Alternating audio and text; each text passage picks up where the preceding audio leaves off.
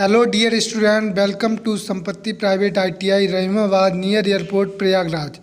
तो इस study channel के माध्यम से आज हम एम्प्लॉयबिलिटी स्किल के अंतर्गत कम्युनिकेशन सिस्टम का पार्ट 3 लेके आए हैं। तो कम्युनिकेशन सिस्टम के बारे में हमने आपको बताया था पिछले पार्ट में। अब नेक्स्ट पार्ट पर एनालिसिस करते हैं और चलते हैं क्वेश्चन पर। और ये video basically electrician and fitter first year वाले कैंडिडेट के लिए है। तो क्वेश्चन नंबर फर्स्ट कह रहा है संप्रेषण प्रक्रिया के 4 तत्व हैं: पूछना, कहना, सुनना एवं समझना। राइट। तो कम्युनिकेशन सिस्टम के बारे में हमने बताया था आपको। कम्युनिकेशन सिस्टम बेसिकली क्या होता है, एक आपका ट्रांसमीटर होता है और एक आपका रिसीवर होता है। राइट। तो जो आपका ट्रांसमीटर होता है उसके द्वारा कोई इन्फॉर्मेशन सेंड की जाती है और रिसीवर क्या होता है, उस इन्फॉर्मेशन को रिसीव करता है। राइट। तो इस क्वेश्चन में कह रहा है संप्रेषण प्रक्रिया के 4 तत्व हैं: पूछना, कहना, सुनना एवं समझना। तो यह कथन किसका है? यह लुइस एलन का है। अब कम्युनिकेशन सिस्टम के कई फॉर्म हैं। कम्युनिकेशन सिस्टम जैसे यह 2 प्रकार का होता है बेसिकली। एक होता है आपका मौखिक, जिसे हम बोलते हैं ऑरली, मौखिक एंड लिखित। मौखिक में मतलब आपका ओरल रहेगा, राइट, और लिखित में रिटन। अब जैसे हम देखें कम्युनिकेशन सिस्टम लिखित कितने प्रकार के होते हैं। जैसे आपका लेटर लिख रहे हैं, राइट, तो वो आपका कैसा सिस्टम है, आपका किसके अंतर्गत आएगा? Written communication. राइट, लिखित कम्युनिकेशन के। जैसे आपका ईमेल हो गया, ये भी क्या है आपका रिटन कम्युनिकेशन, है ना। और जैसे आपका मैसेज हो गया, ये सब आपके कैसे मौखिक नहीं है, ये लिखित है ओनली। ठीक है। अब मौखिक की बात करें तो मौखिक में आपका क्या आ गया, एक जैसे वॉइस रिकॉर्डिंग आ गई।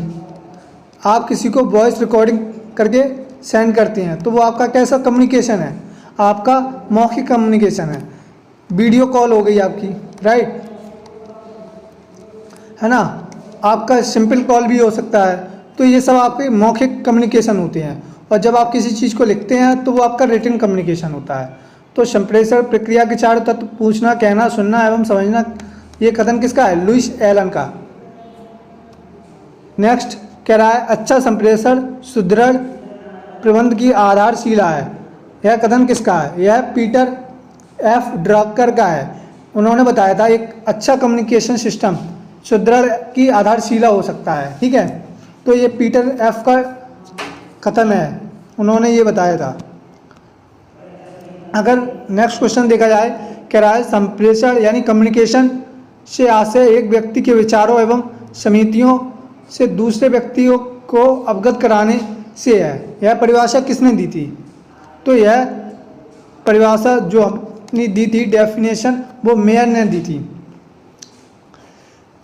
कम्युनिकेशन सिस्टम में 2 व्यक्ति होते हैं तभी क्या हो सकता है, उनके बीच कम्युनिकेशन हो सकता है। अकेले कभी कम्युनिकेशन नहीं होता, 2 व्यक्तियों के बीच ही कम्युनिकेशन होता है।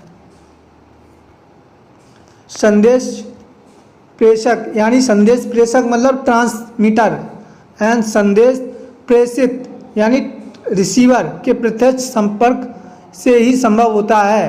तो यह आपका कैसा होता है? मौखिक संप्रेषण भी होता है और लिखित संप्रेषण यानी oral communication and written communication, उपयोग दोनों सही हैं इसके।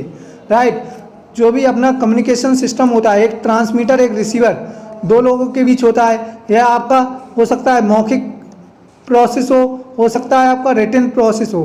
तो 2 पर्सन के बीच आपका मौखिक यानी ओरल कम्युनिकेशन सिस्टम भी हो सकता है और रिटन कम्युनिकेशन सिस्टम भी हो सकता है। जैसे आप वीडियो कॉल कर रहे हैं तो वो आपका ओरल कम्युनिकेशन होगा। यदि आप किसी से चैट कर रहे हैं तो वो क्या होगा? रिटन कम्युनिकेशन होगा। इनमें से खराब कम्युनिकेशन कौन सा है?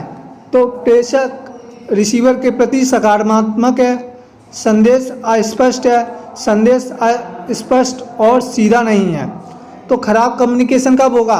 जब संदेश स्पष्ट ना हो और ना ही सीधा हो, है ना, कुछ ना कुछ एरर आ रही होगी, तो वो हमारा खराब कम्युनिकेशन होता है। नेक्स्ट कह रहा है निम्नलिखित में से इंटरव्यू के लिए कौन सा डोंट है?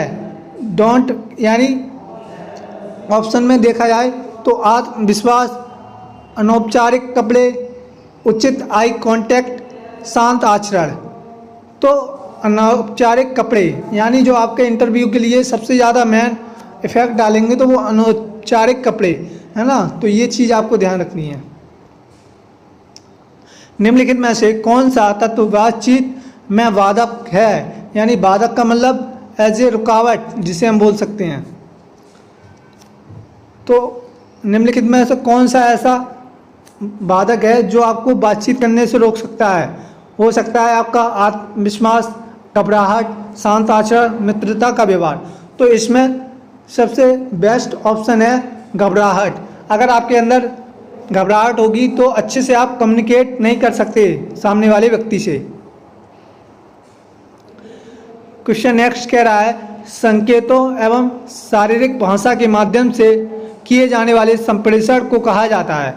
यानी संकेत के थ्रू आप कोई अपनी भाषा को रिप्रेजेंट करें तो वो आपका कैसा होगा? गैर शाब्दिक संप्रेषण, यानी उसको बोल सकते हैं इंग्लिश में नॉन वर्ड कम्युनिकेशन।